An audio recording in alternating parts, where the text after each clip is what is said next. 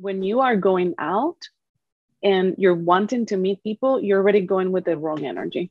Mm-hmm. I would say go because it's going to be enjoyable, because it's going to be fun, and let that take you, let that be the step.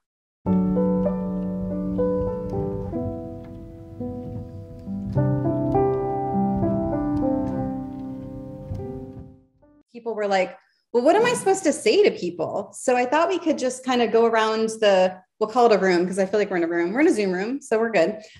Just maybe talk about like what would be some good ways to just kind of approach someone, because I think that's the other problem, is people don't even know what to say. And I was talking to someone the other day, and she's like, she just goes to the bar. And again, I'm not saying you should go to a bar, because if you don't like going to bars, don't go to a bar, because you don't want to meet someone that's going to bars. You want to go wherever the people are that you want to be doing. Whatever you want to be doing is where you want to go. So whether it's hiking, biking, but anyway, she goes up to people at a bar and she's like, hey, bar friend, what's up? And that's just a way to start the conversation. So yeah, let's go there. Before we go there, I was thinking about like preparing themselves to go out. Oh, yes. Yeah. Perfect. So, let's do it. Okay. So one of the things that I think is critically important, and it really speaks to what the others have been talking about, is really coming in that confident, cool, collective mindset. And one of the best ways I found to really fill yourself up is to take time for pleasure. And so, I mean, yes, of course, there's, along that thing, right? Guys, they, get one taken care of before you go out on the date. Well, no, like really take some time to drop in with yourself and find pleasure in yourself, find joy in yourself. And it might be something that, involves caressing your body, your thighs.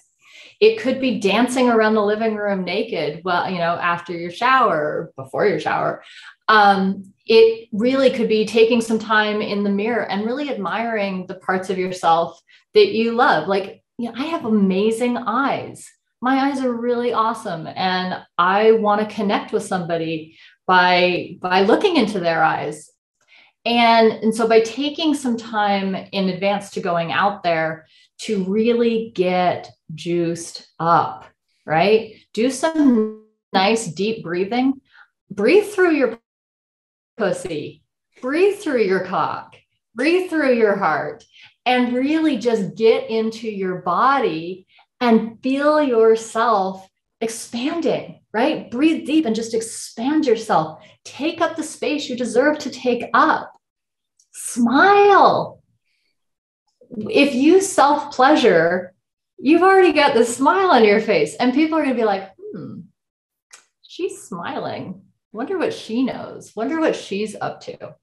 And when you already know that you're enough, when you already know that you're your own best lover, when you already love yourself, that radiates. So whatever conversation you're starting from the place of someone who they're going to be attracted to. They're attracted to your energy. They're attracted to your joy. They're attracted to the vibes you're sending out, which are, I'm pleasured. I'm happy. I'm confident. I can take care of myself, and I'm fun and I want to play. Do you want to play with me? Let's play. So that's probably where I would start. So regardless of the words that are going to come out of your mouth at whatever location you decide to go to, really dropping in and being present with yourself and being okay with who you are is I think a critical foundation. Yeah, I totally agree with that. Stacey, I don't know if I cut you off. I'm sorry. Oh, but no, yeah. This reminds me, I have a lot of clients that say, well, I'm too fat, I'm too this, I'm too whatever. And they start putting themselves down. So I totally agree with you first pumping yourself up, because I used to work at a clinic, and there were two women who were the exact same weight. They were both about 300 pounds, about 6 feet tall. And one didn't believe in herself and the other one did. And the difference was just astounding. One was hiding in hoodies and was just wearing tons of makeup and just feeling ugly with herself. The other one was wearing a flower in her hair and a dress. And guess when which one got the attention? The one that was radiating from the inside out. It wasn't like who was wearing what, is what they felt inside. And that's so, so, so, so key. I love that you mentioned that, because to me is when you are going out and you're wanting to meet people, you're already going with the wrong energy. Mm-hmm. I would say go because it's going to be enjoyable, because it's going to be fun, and let that take you, let that be the step. When I think about like, oh, where to meet people or whatever, I wouldn't do that at all. I would say, what can I do? Oh, my friend invited me to go this place. I'm going with you. I'm doing it too. It's not about like, let me put on my list. Yep, I checked this place. I went this place. I search here. Where are the guys hanging out? Where are the girls hanging out?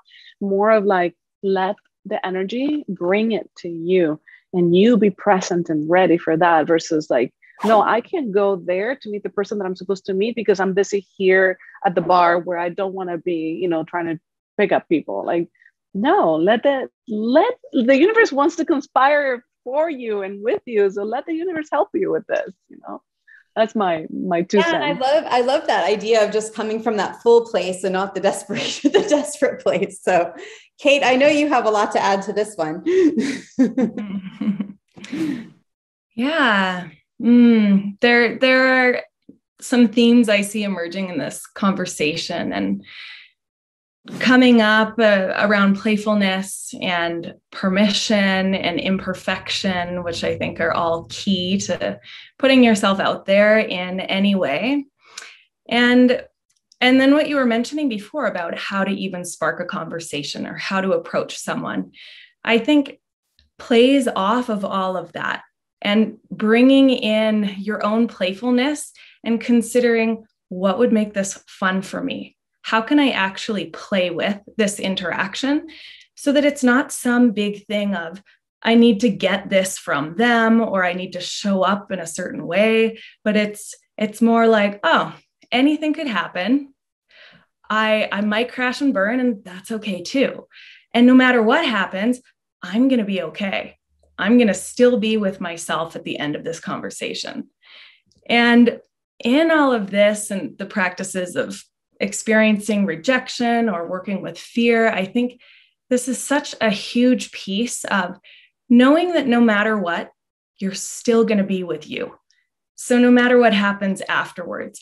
And then the awkward feelings and the awkward silence or the rejection, it's okay. It's another experience. It can even be part of that fun or that play. And there was something, Ted, you were talking about boring and interesting and making the most of a situation. And there's this saying, and I can't remember by who, but it's something like, the more interested you are, the more interesting someone becomes.